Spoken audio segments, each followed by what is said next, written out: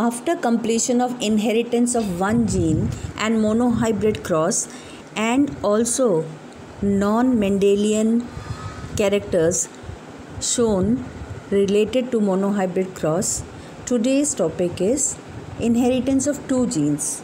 You have already learnt about dihybrid cross. That means it is a cross between two parents differing in two pairs of contrasting characters. Mendel made some dihybrid cross in pea plants, taking in two characters, round shaped and yellow colored seeds, that is here, and wrinkled, that means round shaped and yellow colored seeds, and wrinkle shaped and green colored seeds. The figures are here.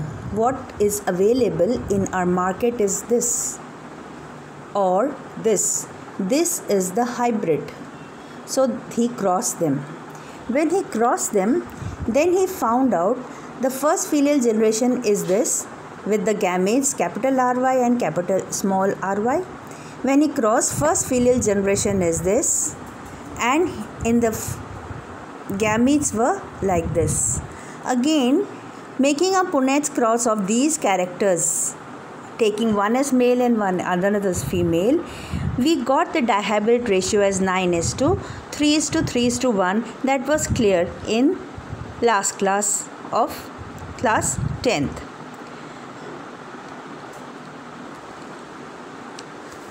This is the Punnett square dihybrid cross. This we have already gone through in the F2 generation. We already know the square. In exam you will not be asked this. What will be asked? He will be asked about the different types of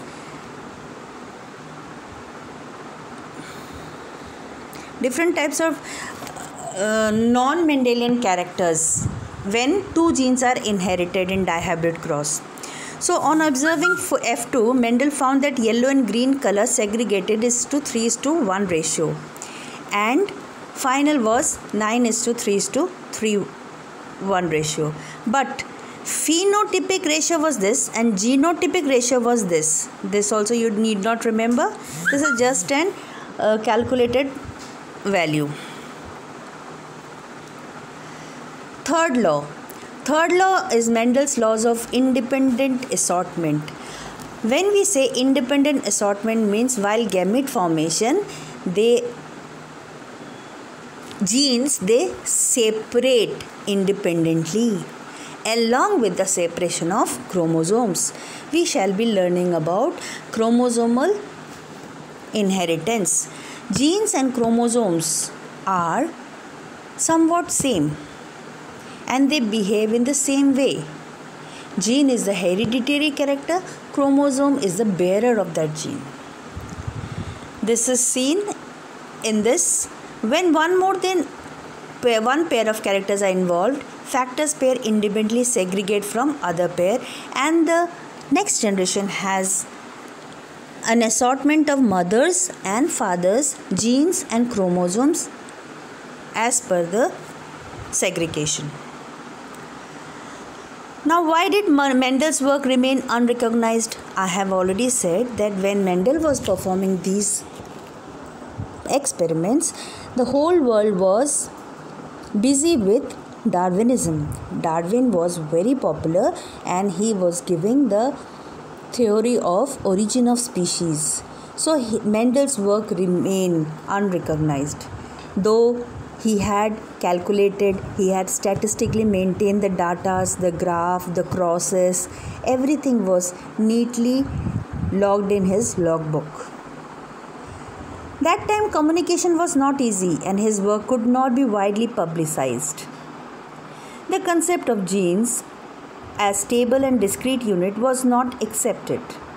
Mendel could not explain the continuous variation. Mendel's mathematical approach was totally new and it was not accepted by the others. Mendel could not provide any physical proof for the existence of factors.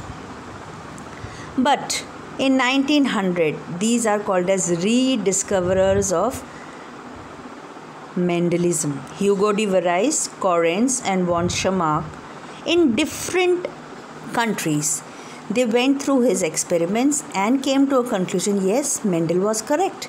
And they proved that independently assortment or all the laws or Mendel's results were correct. Now we come to chromosomal theory of inheritance. Chromosomal theory of inheritance proved that during segregation the chromosomes also segregated. This theory was proposed by Walter Sutton and Boveri. So this is also called as Sutton and Boveri in 1902. It states that the pairing and separation of pair of chromosomes lead to segregation of pair of factors. When the chromosomes separate, along with them the pair of factors or the genes also separate. So they walk in hand. Sutton united chromosomal segregation with Mendelian principles and called it chromosomal theory of inheritance. What did it say? Chromosomes are vehicles of heredity. They are transmitted from parents to offspring. This was true as per genes. The two identical chromosomes with similar genes form a homologous pair, and the genes were present in the same loci of the homologous pair for the alternate characters that are alleles. Homologous pairs segregate during gamete formation. During gamete formation, these pairs segregate along with the alternate form of the genes also segregate. Independent pairs segregate independently of each other, and chromosomes are mutable. But yes, certain times they were found to be chromosomal aberration during separation, and that led to many diseases. Also, sometimes mutation took place in the genes also. Sometimes there were point mutation, there were other type of mutations, shift frame mutations, which we will be learning later. Genes are present on chromosome, hence they show similar behaviors. Your examination point of view, there is a comparison between gene and chromosome. What are difference and what are similarities? 3 marks. It is very important. Now if you see a homologous pair of chromosomes, for example, gene for eye color, a homologous pair, it has both the genes green marked here, and one is for dominant, one is for recessive. Similarly, in mother also we have the same.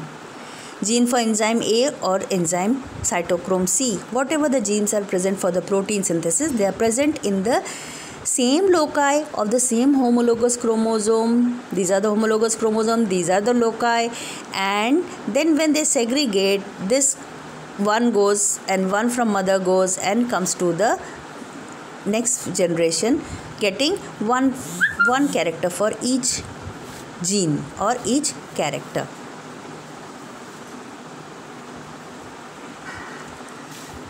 Segregation, this is very important. This diagram you have to learn and you have to understand by this only, and the pictographic colored annotation is given out here. For example, this is the bivalent character when the chromosome has become doubled and it has become homologous, sister chromatids. In meiosis 1 anaphase, they are going to different types of spindle. You already know about this. Meiosis 2 anaphase, and in germ cells, that means finally in the daughter cells, they are forming in singular. This is how they segregate.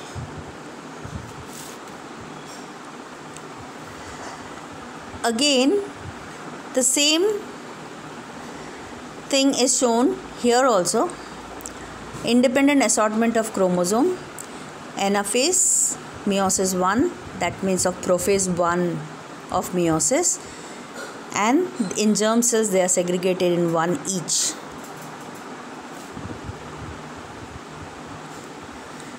Till here, today you have to go and do one question. that is, what are difference and similarities between gene and chromosome? Number 2, what is chromosomal theory of inheritance? Show it diagrammatically. 2 questions.